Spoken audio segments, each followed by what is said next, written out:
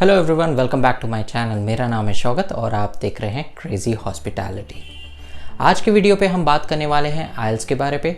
आइल्स जो मैंने अपने पिछले वीडियो पे आपसे कहा था, किसी भी इंग्लिश स्पीकिंग कंट्री पे यदि आपको पढ़ने या इमिग्रेशन के पर्पज़ पे जाना हो तो आपको आइल्स का एग्ज़ाम देना ज़रूरी होता है।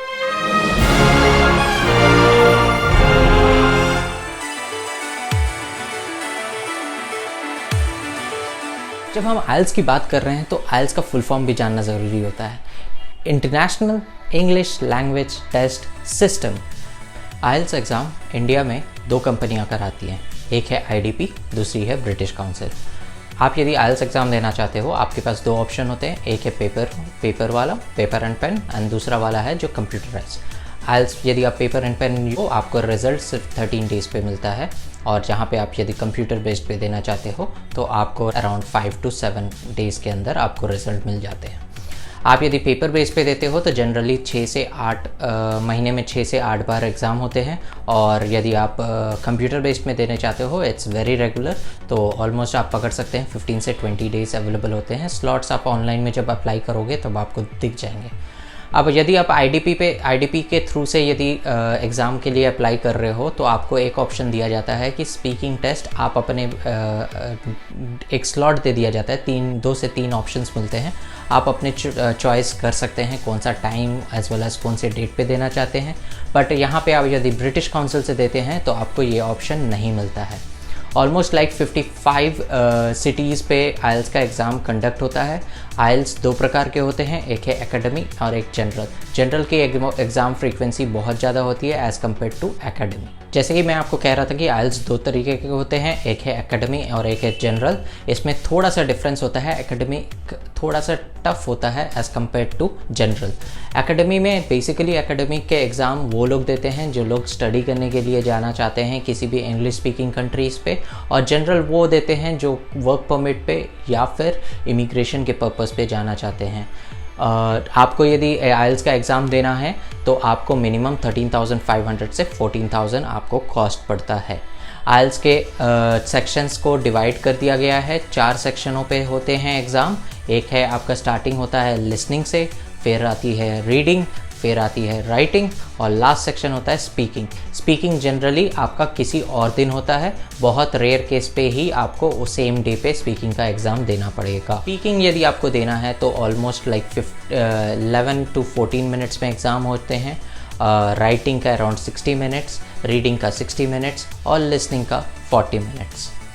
तो आइल्स में एकेडमिक और जनरल में थोड़ा सा डिफरेंस होता है। Listening and speaking will be same, but only difference will be reading और राइटिंग में।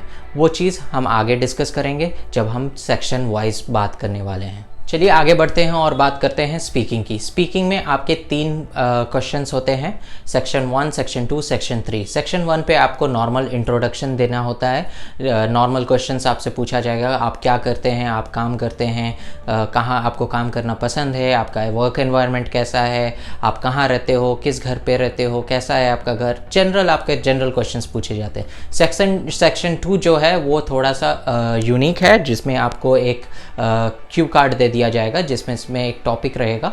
आपको 1 मिनट का टाइम मिलता है आपको प्रिपेयर करने का, और फिर आपको उस टॉपिक पे 2 मिनट के लिए बात करना पड़ता है। माइट भी आपको कोई भी टॉपिक लाइक आपका ड्रीम हाउस के बारे में पूछा जाएगा, क्यों आपका वो ड्रीम हाउस है, कहाँ पे होना चाहिए, किस टाइप का होना चाहिए, क्या फैसिलिटी होना चाहिए, क्यों यूनिक होना चाहिए।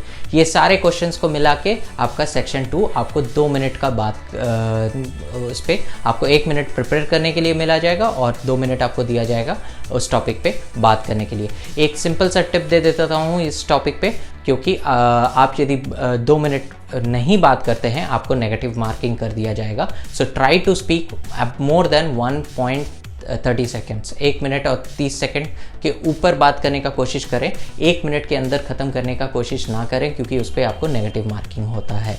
मैं इसके बारे में अपने आने वाले वीडियोस पे स्पीकिंग के ऊपर एक स्पेशल वीडियो बनाऊंगा, तब वहाँ पे डिटेल पे बात करेंगे। चलिए बात करते हैं तीसरे भाग की, जो है सेक्शन 3। ये सेक्शन 3 पे क्या होता है, जो एक्सटेम्पोर का टॉपिक आपके ऊपर दिया गया है उसी को रिलेटेड या फिर उससे थोड़ा सा रिलेटेड क्वेश्चन आंसर एक दूसरे के साथ होता है। जो स्पीकर रहता है उसके साथ और इन्विजिलेटर दोनों के बीच पे कन्वर्सेशन चलती है। वो माइट भी आपको आपके पेरेंट्स के ऊपर हो सकता है, एनवायरनमेंट के ऊपर हो सकता है, क्या आपको अच्छा लगता है कि काम करते हुए आपके कलीग्स आपको हरास करते हैं, हरास करना चाहिए कि नहीं चाहिए, वो आपके ओपिनियंस को पूछा जाता है। ये सारे चीज़ को आपको टाइम बेस्ड होते हैं, तो इसको ऑलमोस्ट 11 मिनट से 14 मिनट्स के अंदर वाइंड अप करने का कोशिश किया जाता है। जनरल और एकेडमिक के लिए सेम होता है। एग्ज़ाम देने के लिए आप यदि जा रहे हैं तो आप यदि आप आईडीपी से दे रहे हो तो आपको अपना टाइम स्लॉट चूज़ करने के लिए मौका मिलेगा, और यदि आप ब्रिटिश काउंसिल से जाएंगे तो आपको या आइदर उसी दिन का डेट मिलेगा जिस दिन आपका एग्ज़ाम है, या फिर एक दिन पहले का, या फिर एक दिन बाद का डेट मिल जाए।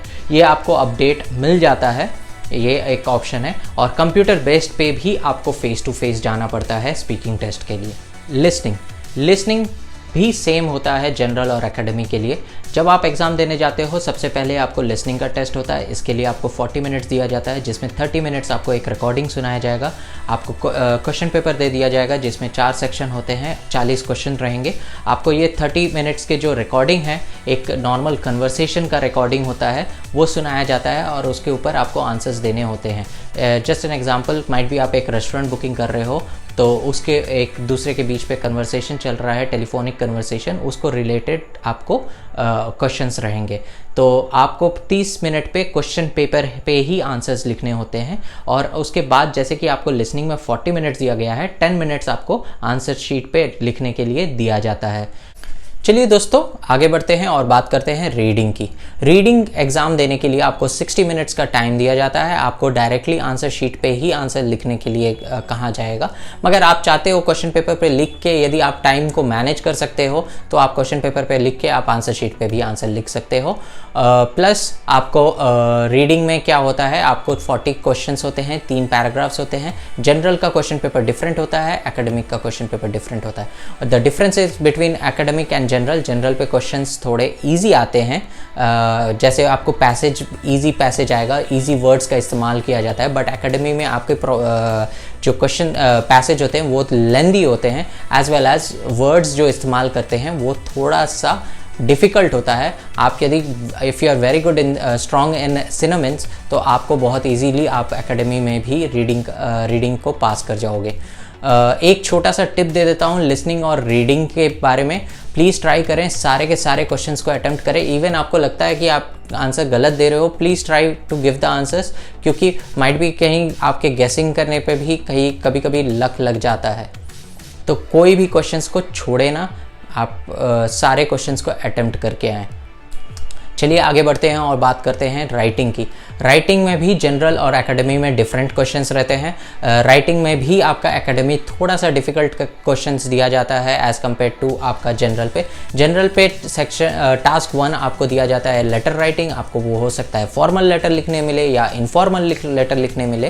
टास्क 2 पे आपको ऐसे दे दिया जाता है जिसमें आपको एक ऐसे लिखना होता है। उसी कंपेयर पे एकेडमिक में आप जाते हो तो एकेडमिक में आपको टास्क 1 पे एक समरी लिखने के लिए दिया जाता है। आपको एक डायग्राम दे दिया जाएगा या पाई चार्ट दे दिया जाएगा या फिर टेबल दे दिया जाएगा, जिसमें आपको फिगर्स के साथ आपको डिटेल भर दिया जाएगा, जिसमें आपको उसको समराइज करके आपको आंसर्स देने पड़ते हैं।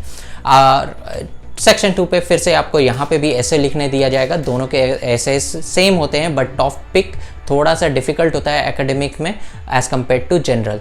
दोनों पे वर्ड लिमिट है। आपको यदि आप टास्क 1 है तो आपको 150 वर्ड्स मिनिमम लिखने ही होंगे, और टास्क 2 पे आपको 250 वर्ड्स। एक टिप दे देता हूँ, नेवर आप कभी भी कोशिश करेंगे कि आप वर्ड लिमिट के ऊपर जाएं, उतना भी ऊपर ना जाएं। जैसे आपको यदि टास्क 1 दिया गया है तो आपको 150 वर्ड लिमिट दिया गया है, तो आप 150 के करीब रखने का कोशिश करें।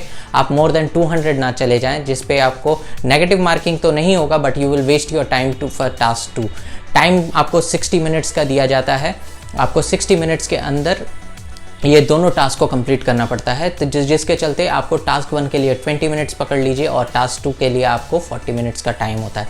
बट मैं एक छोटा सा टिप दे देता हूँ, try to keep the task 1 for 15 minutes and task 2 for 35 minutes, जिसमें आपको 10 मिनट का टाइम मिल जाता है रिविजन करने के लिए। आपको यदि कोई भी ग्रामेटिकल मिस्टेक होते हैं तो आप उसको करेक्ट कर सकते हैं।